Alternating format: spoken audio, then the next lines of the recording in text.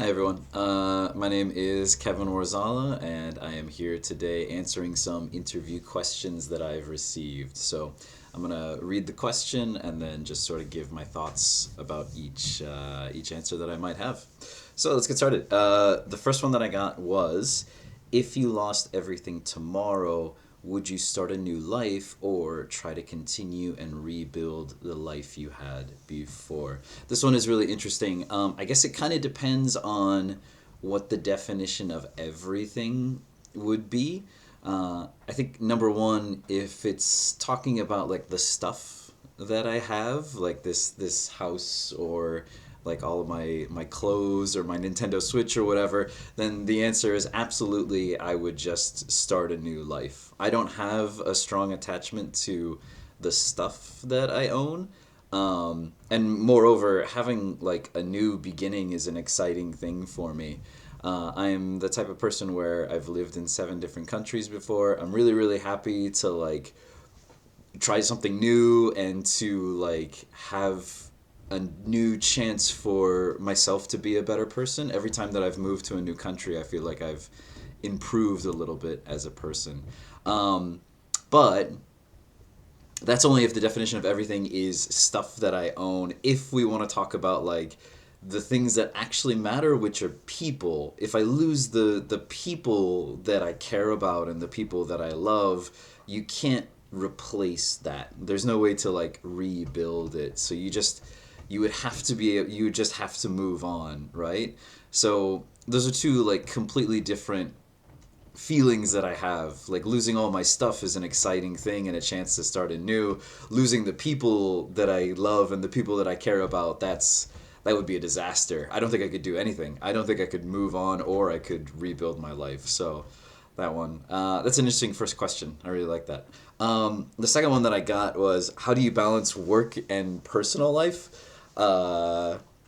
This one is a little bit weird to answer because I think I don't do this very well. One of the things that makes it easier for me to balance work and personal life is that a lot of my personal life is my work.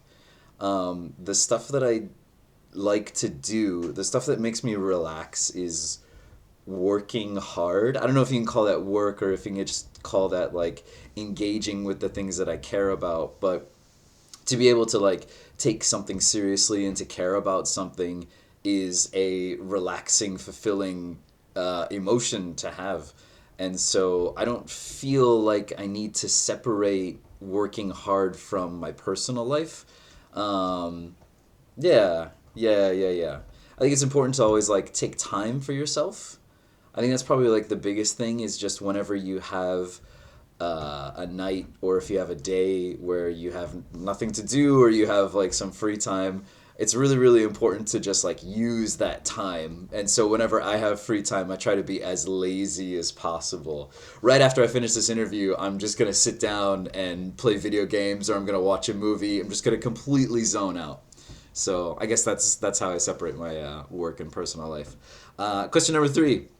This is the easiest question that I got. Do you think teachers will ever be replaced by AI? I guess I have two answers to this one. Do I think it'll happen? Yeah, I do. I do think it'll happen someday. Do I think that that's a good thing? Absolutely not. It's going to be really terrible. It's not something that should happen, and it's definitely going to be terrible for everybody. It's going to be terrible for the students. It's going to be terrible for the teachers, obviously.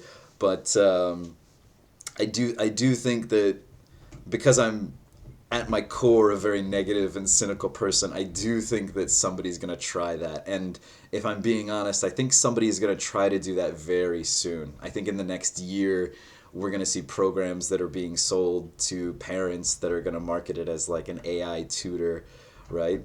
And it's gonna be a disaster. It's gonna be a disaster. AI is useless in general. Only idiots and stupid people use AI to begin with. But to like put AI in charge of teaching is just going to be a complete waste. Waste of time, waste of money, waste of a life. To be honest with you, it's just wasting students' time. The last question that I got was, what is the ideal political leader? I always consider myself to be like a political science or a politics teacher first in my heart. So this is a big question to ask. I guess my official answer is that there's not one particular trait that makes a good leader, and you need different leaders for different situations. But I will share one idea. I've been reading a little bit from an author called Paulo Freire. I'm definitely mispronouncing that. It's a Brazilian name, so I have no idea how to pronounce it correctly. But anyway, his idea was that the ideal leader should be someone who is in constant and honest, equal communication with the people that they are working with.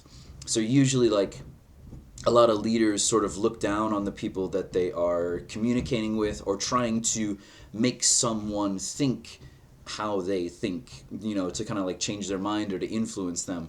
But according to this writer, it's much better to have honest, open, equal communication as you're on the same level with someone. You're not only teaching them, but you're also learning from them, and they are doing the same to you. Not only are the students or the people that follow you who are teaching you, but they're also learning from you at the same time. So I think that is probably one of the best ways to be a good leader. And from a lot of leaders that like I've read or studied before, George Jackson or Lenin, a lot of them have like similar ideas about always being honest with the people that you are trying to help, always meeting people at their level and not like looking down on them. So I think I would say that that's probably the most important quality out of many, many qualities that would be good for a good political leader. Okay, I think that's all the questions that I have. I hope this was okay. I hope this was informative. And that's my dog saying goodbye, by the way. She's looking at her reflection in the glass, and she thinks it's a different dog, so she's angry at her reflection. Churro, Churro, Churro, come here. Churro, come here. Come here. Do you want to say hi? Do you want to say hi to the camera? No, she does not want to say hi to the camera. Sorry.